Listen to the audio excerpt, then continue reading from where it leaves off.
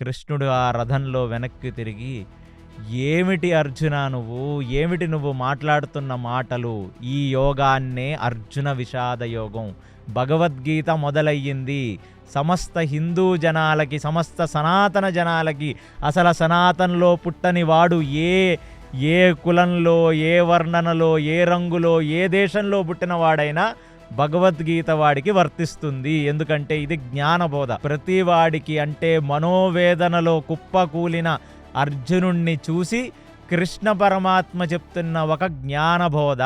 కాబట్టి అర్జునుణ్ణి చూసి, ఏమి రాకూడని సమయంలో నీకు రాకూడని ఆలోచన వచ్చింది. ఇక్కడ యుద్ధంలో నీకు ఉండవలసినది ధీరత్వం, శూరత్వం. అలాంటిది నీకొచ్చినది ఏమిటిది? ఆ మానసిక వ్యాధి ఎక్కడి నుంచి వచ్చింది నీకు అర్జున అంటే, కృష్ణ అసలు ఇది ధర్మం ఎలాగో నాకు అర్థం కావట్లేదు కృష్ణ. ఎందుకంటే నా అటువైపు ఉన్నది నా తాత, నాకు నేర్పించిన గురువు, నాకు అన్ని సంస్కారాలు ఇచ్చిన కృపాచార్యులు, నా తమ్ముళ్ళు, మా మేనమామ, మా బంధువులే ఉన్నారు అటువైపు.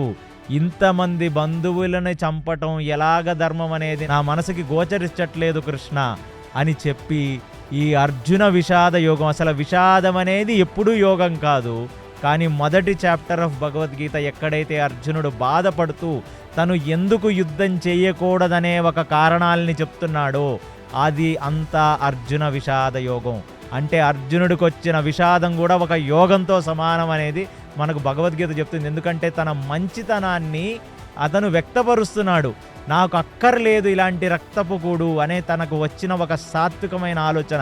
అంటే ఒక మంచి వ్యక్తికి ఉండాల్సిన లక్ష్యం రాజకాంక్ష కాదు, రాజ్యం యొక్క కాంక్షయో పవరో కాదు. తను ఒక మంచి మనిషి, ఎమోషనల్ అవ్వాలి. అలాంటి ఒక ఎమోషనల్ వ్యక్తికి చెప్పేది భగవద్గీత. నువ్వు నాన్ ఎమోషనల్ అయితే నీకు భగవద్గీత అర్థం కాదు.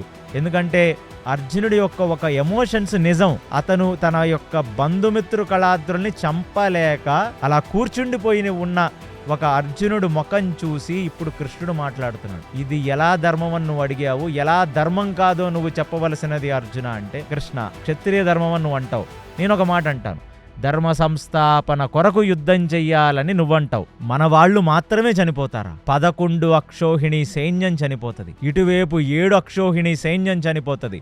సైన్యానికి వచ్చిన వాళ్ళందరూ ఎవరు? అందరూ ముసలి వాళ్ళ వచ్చారు. అప్పుడే పెళ్ళిళ్ళు చేసుకొని పిల్లల్ని కనని వాళ్ళు కూడా వచ్చారు. అసలు ఈ యుద్ధం చేయటం వల్ల ధర్మం ఎలా వస్తుందో నాకు అర్థం కావట్లేదు కృష్ణ అని ఇప్పుడు బంధుమిత్రులను చంపడం పక్కన పెడితే అసలు జనాలు ఇంతమంది చనిపోవటం కూడా నాకు ఇష్టం లేదని అర్జునుడు క్లియర్గా చెప్పేశాడు ఈ శ్లోకంతో.